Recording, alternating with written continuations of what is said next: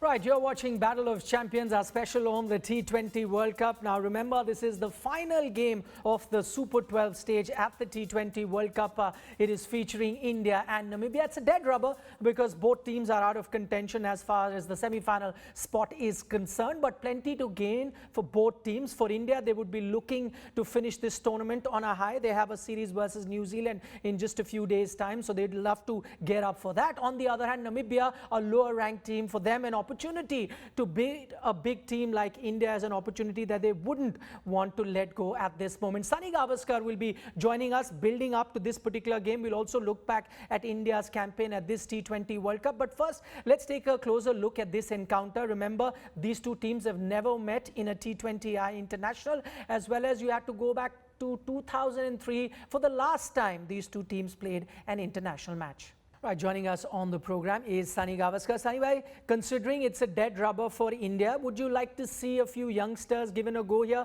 especially the likes of Rahul Chahar? Hasn't played a game in this tournament. Ishan Kishan played that one-off game. Definitely, yes. I think you're absolutely right with the one-day series, T20 series against New Zealand starting in about a week's time. It's important that some of the guys who haven't had a go, like Rahul Chahar, should play in the game against Namibia. Give them some game time. Ishan Kishan, Varun Chakravarti, even Shardul Thakur, give them some game time so that if they do well in this game, they are confident taking on New Zealand on the 17th of November. Right. So anyway, it's funny that I say it's a dead rubber. It can't be a dead rubber for a team like Namibia because, for them, an opportunity to beat a top-ranked side like India, that would be, a motivation enough. So you'd reckon, would be fired up for this encounter?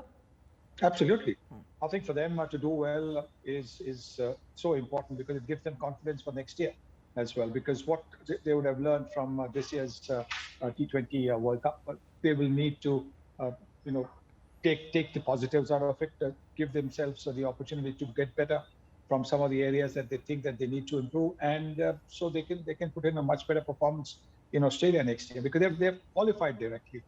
We know that Namibia have qualified directly for that World Cup. So yes, I think playing well against India will be just the kind of boost that they need.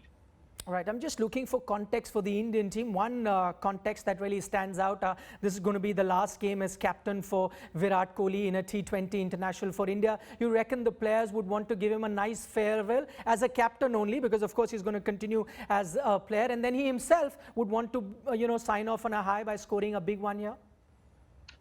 Yes, I think when you play for India, you want to do well just about every game. So the fact that this is going to be the last one as captain for Kohli and also for Ravi Shastri and his support staff, the team would certainly want to put their best foot forward and end up with a big win, massive win today.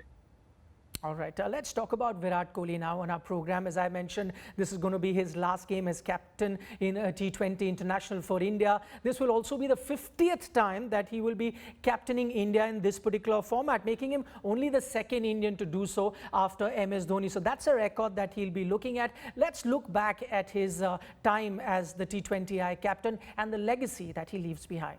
All right, let's take a look at how the Indian team has performed under Virat Kohli, the skipper. We'll take a look at how the team has performed in T20I internationals, as well as how the team has then done, in fact, how the individual players have done under Virat. Now, these are India under Virat in ICC tournaments, and you take a look at that. Champions Trophy 2017, they finished as runners-up. Then in the World Cup, you could see in 2019, they lost in the semi-final to New Zealand. World Test Championship, we all know that India lost the final again to New Zealand, and then the T20 World Cup, that is this current edition of the T20 World Cup in 2021, India have been knocked out in the group stages of the competition. Now, just comparing Virat Kohli and MS Dhoni's captaincy, in fact, he's got a better record in T20Is when you compare it to MS Dhoni, and 49 matches, he's got 31 victories there in those 49 T20Is that he's captain, 16 losses, that puts his win percentage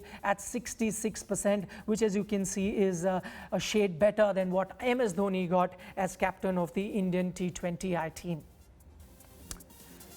All right, also taking a look at India's performance under Virat Kohli, and this is in the T20 World Cup. You saw they lost to Pakistan by 10 wickets, then to New Zealand they lost by 8 wickets. Versus Afghanistan, that was a big victory by 66 runs, and then versus Scotland won that game by 8 wickets, but that was never going to be enough because India needed to win at least 4 encounters in this group. They still have 1 match remaining. Even if they were to win that, they would still notch up just 3 victories, which means New Zealand and Pakistan with more wins have gone through. So this is what the semi-final lineup looks like at this edition of the T20 World Cup. The first semi-final will feature England, the team that topped Group 1, taking on New Zealand that have finished second in Group 2. That is going to be played on November the 10th in Abu Dhabi. The second semi-final is going to feature Australia and Pakistan, to be played on 11th November, and that match is coming your way, will be played in Dubai. All right, other than Virat Kohli, the other star that India has at the moment in its team is Rohit Sharma. And this is Rohit Sharma talking about all the Instagram stories that he put out, the meaning behind them. This will also help you to get Rohit a little better. Here's a reminder that India will be playing their last group encounter at this T20 World Cup versus Namibia. The short we will be showing you what happens in the toss in a short while from now, but for the moment let's give you some stats here that this will be the first time India and Namibia will play against each other in this particular format.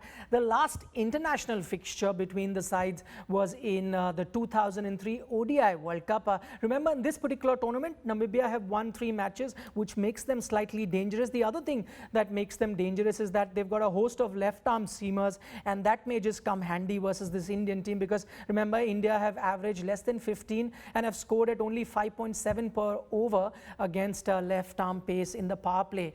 This is since 2020, so that's a stat that will worry the Indian team. We saw how Pakistan got the better of them as far as those left arm pacers are concerned, and Namibia have plenty of them. So that's an encounter to watch out for. The other thing that Indian fans would be looking forward to is probably a few youngsters given a chance. Ishan Kishan has only got that 1 game, may get another opportunity. Rahul Chair hasn't played a single game in this tournament, may get a run in this last encounter. Also, Virat Kohli's last game as the T20I captain for India. So plenty to look forward to. I'm afraid that's all that we could pack into this edition of our show. We'll see you at the end of the match.